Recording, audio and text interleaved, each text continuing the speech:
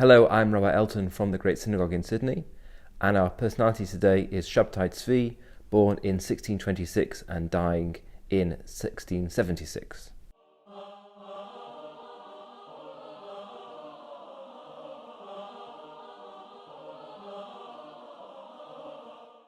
The 16th century was a terrible time for the Jewish people, beginning really with the expulsions from Spain and then Portugal in 1492 and 1497. This was a period of suffering and wandering, expulsion and great difficulty for the Jewish people. And it led to a series of reactions or responses. One of those, in part, was the rise of Kabbalah, of mysticism, which we discussed when we talked about Rabbi Isaac Luria last week. Another response was renewed hope in the Messianic age. How could it be that God was going to allow his people to suffer so much without sending the Messiah in order to rescue them from their difficulties? And the figure in the 17th century, above all, that this concentrated upon was Shabtai Tzvi. He was born in Smyrna in modern-day Turkey in 1626, and from the age of 22 in 1648, he revealed himself to a small circle in his home city as the Messiah. That was the same year as the Chmielniki massacres taking place in Poland, when Cossacks attacked the local Jewish populations. This was a time of renewed and very intense persecution and even slaughter of the Jewish communities, and that's the precise point when Tzvi reveals to his close band that he believes himself to be the Messiah who will return the Jews to the land of Israel and re-establish Jewish sovereignty.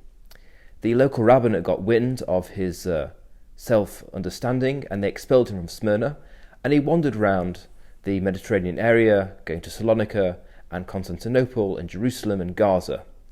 In Gaza, he picked up a gentleman called Nathan of Gaza, and he became his Elijah the prophet.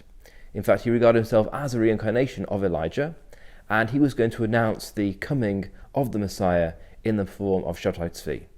And so it was back in Smyrna in 1666 that Nathan of Gaza announced that Shabtai Tzvi was indeed the Messiah, and this sent shockwaves of enthusiasm and excitement across the Jewish world. Wealthy donors began to send in money. The entire community of Avignon in France decided to emigrate to the land of Israel en masse in order to take part in this great Messianic moment. Of course, it also attracted the attention of the rabbinical authorities, who were skeptical of him, and also the civil authorities of the Ottoman Empire, which were worried about an insurgency in the name of the Jewish people, a military attempt to retake the land of Israel and establish sovereignty. In 1666, he travelled to Constantinople, where it was thought he would overthrow the Sultan and crown himself as king in his place. Of course, he was placed under arrest, he was imprisoned, and then, under pressure from the Muslim authorities of the Ottoman Empire, he converted to Islam. This was the most terrible and traumatic shock to his followers. How could it be that the Messiah had converted to Islam?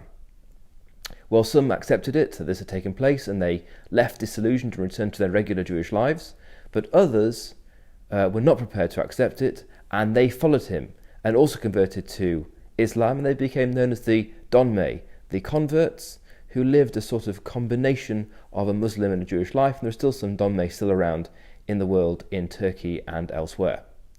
Others tried to fuse Catholicism and the beliefs of Shabtai Tzvi, and they became the Frankists in the 19th century, followers of Jacob Frank. A third group became known as the Sabbateans.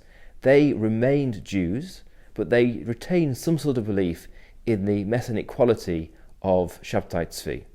And this, in fact, reached perhaps very high rabbinic levels. There was a famous controversy in the 18th century between Rabbi Yaakov Emden and Rabbi Yonason Eifshitz.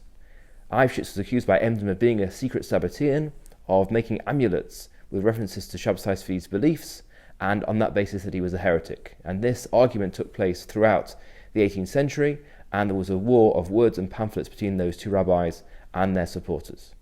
The reason that Tzvi was so controversial was not just because he thought he was the Messiah, but also because his version of Judaism that he propounded was a stark break from what had come before.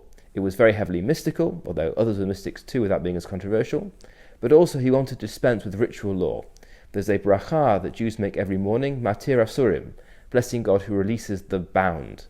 Well, Shabsai Tzvi made a new bracha, which was Matir Isurim, God who permits that which is forbidden. overthrowing a great deal of Jewish law about what is allowed, what is not allowed, what is literally prescribed and what is forbidden. This made him particularly controversial, but also very attractive, very intoxicating to a Jewish community looking for a different way to be Jewish, looking for a different way in the context of modernity to express their Judaism, leaving behind what had caused them so much difficulty and suffering in the past. So this event, which takes place in the middle of the 17th century, rumbles on into the 18th century and even into the 19th century, and there are some suggestions that the foundations of Reformed Judaism come in initially from this non-ritualistic, non-dogmatic, and non-halachic form of Judaism which Shabtai Tzvi and his followers first propounded. Thanks for joining.